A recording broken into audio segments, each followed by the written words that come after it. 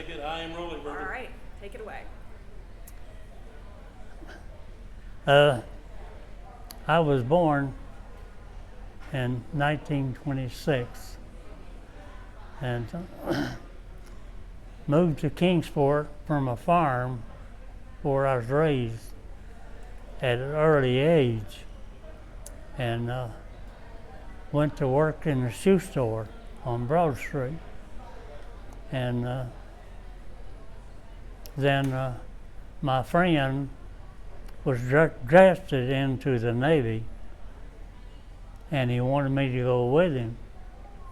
I said, well, I'd like to go, but that'd be a problem. He said, how's that? I said, well, I'm the youngest of the family out of 8 children, and they call me the baby. And so I have to ask my mother to sign the papers, and she won't sign them.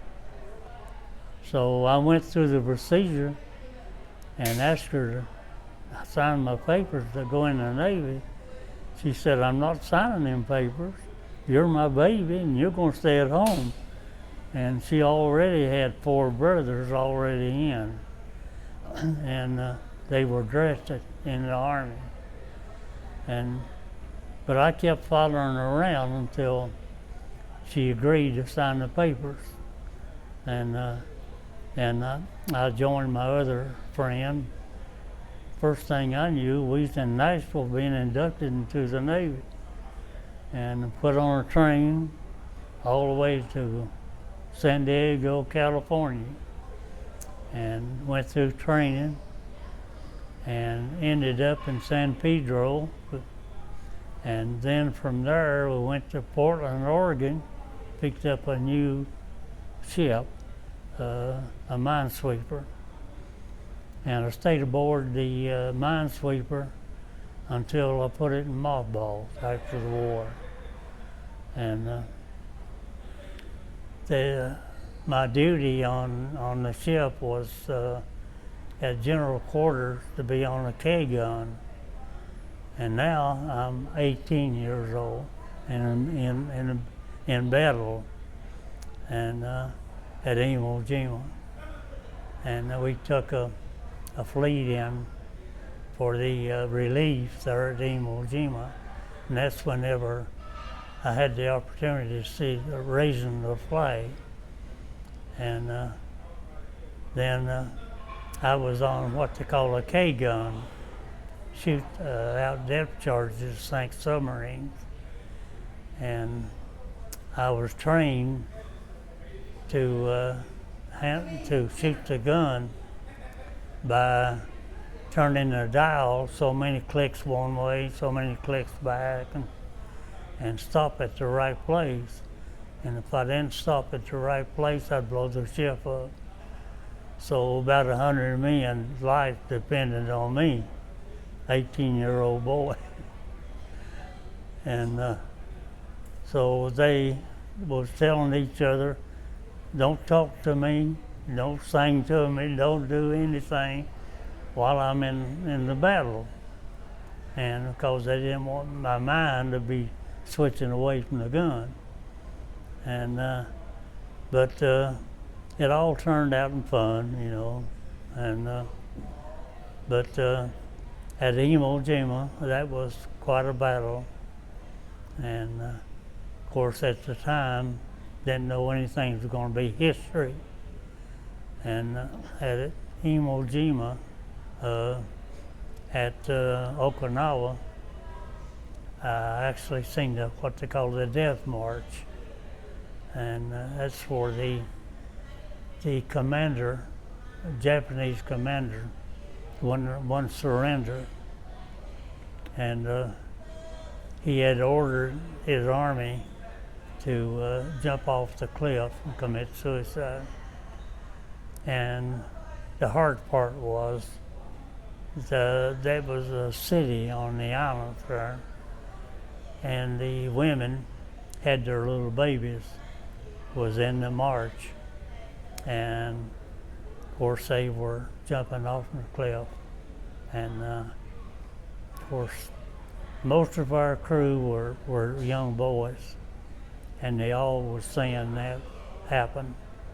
And I still think about it, you know, and what a way to waste life. And but that's the way the commander wanted to do it.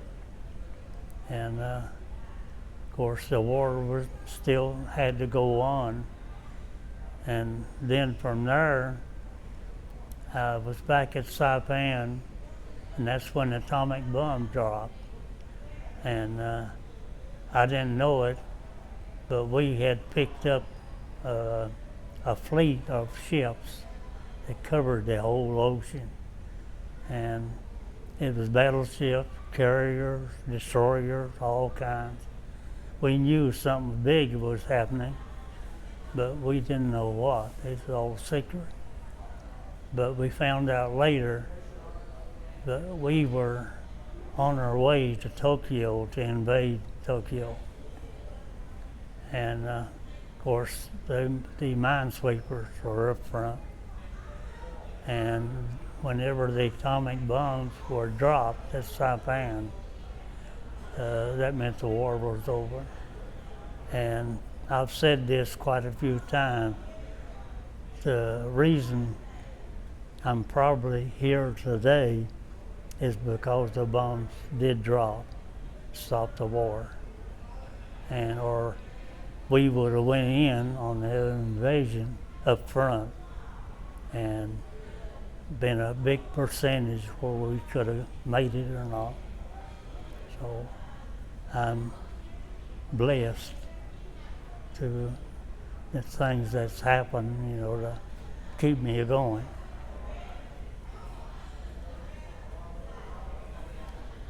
And then I had to stay 6 months after the war.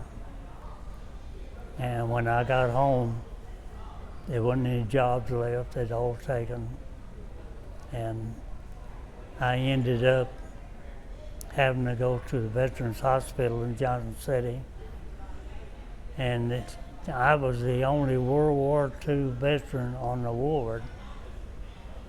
The rest of them were World War I. And there's a lot of things happening there. They'd lived their life, and it was like committing suicide and things like that. And my main doctor said that it wasn't a good place for me to be. So he called me in the office and made arrangements to ship me to another hospital. And I ended up in Memphis, Tennessee. There I stayed 2 years before I came home.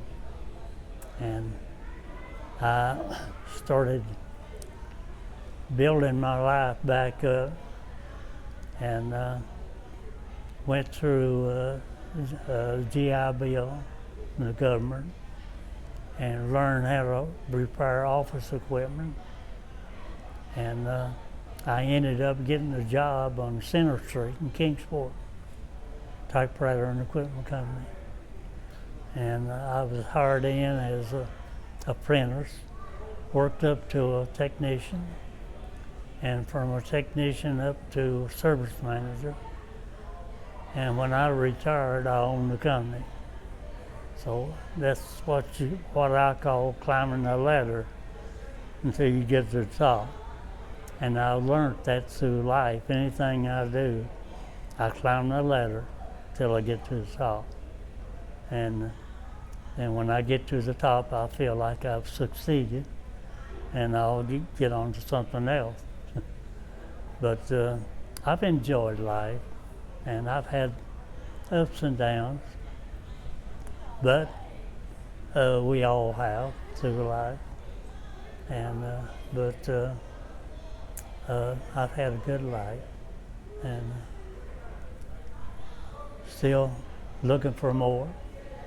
I get a question asked how old I am. I'll say 98 and looking for 100. So the doctor wanted me to use a cane for bounce. And I just recently uh, decorated my cane. I put 98 years old on a label, and I've got 2 more.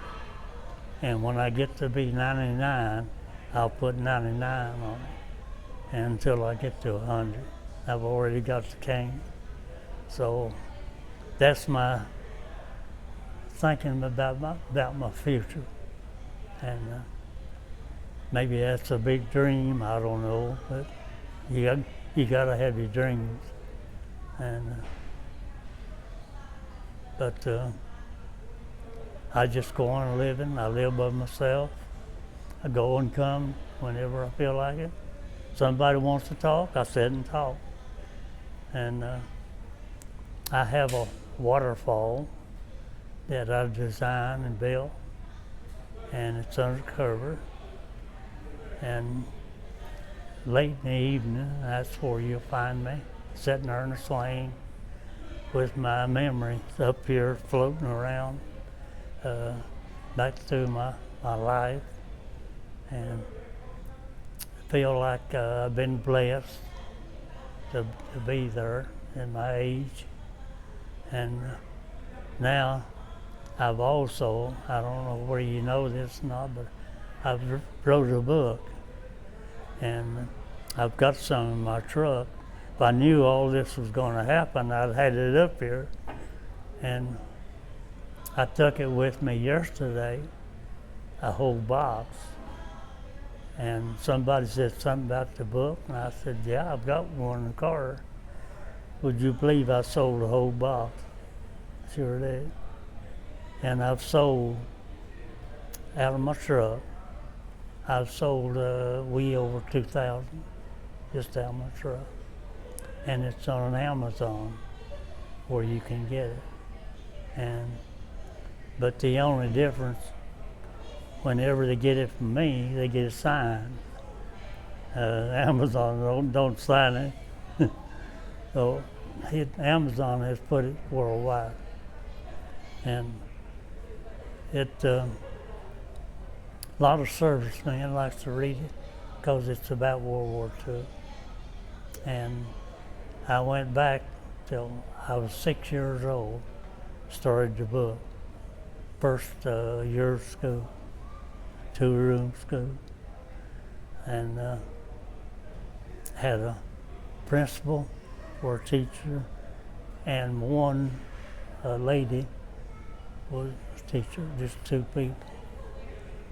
And the lady was my teacher, and whenever we made a good grade, she put the name up on the board.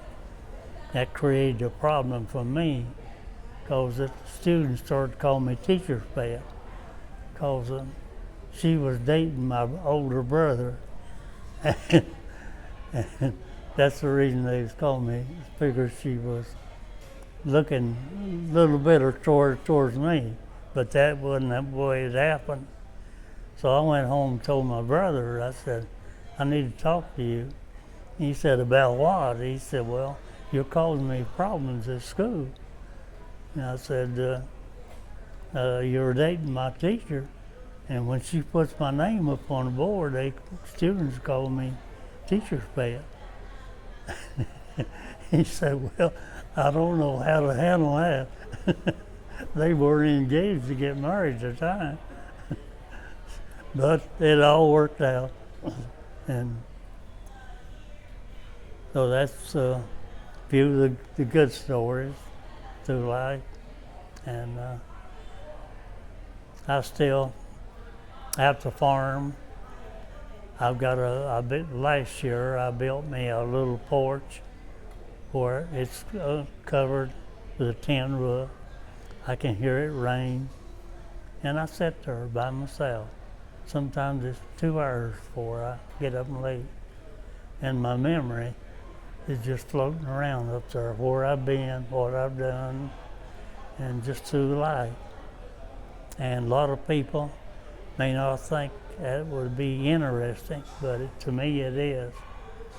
And for different people, it affects them different ways. And I've got 1 horse left, did have 8, but I only have 1. And I showed horse, and the fact I won the Tennessee State Championship, Southeast really, and then the horse I have now is my buddy. I told him a long time ago, I said, you know what, I said, me and you just grow old together. He's 24 years old now, and so that's the way it's happened. And I go to the farm every day, feed him, and just enjoy being around him. And it's just the way of my life. But this is a lot better than just sitting around worrying about your life and all. Be happy. I get up every morning. I'll say to myself, what can I do to be happy, you know? And most of the time I end up here. The stories I hear here, they override mine sometimes.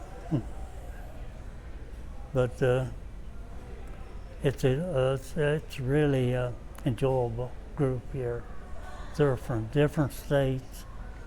The gentleman I sat with are from up north, and he's really enjoys living here because it's different, and from up north, and he can't get over just people walking up to him, start talking, you know, and a heck of a nice guy. I really enjoy coming down here, and I only live about 10 minutes away, and so it's been an enjoyable life for me.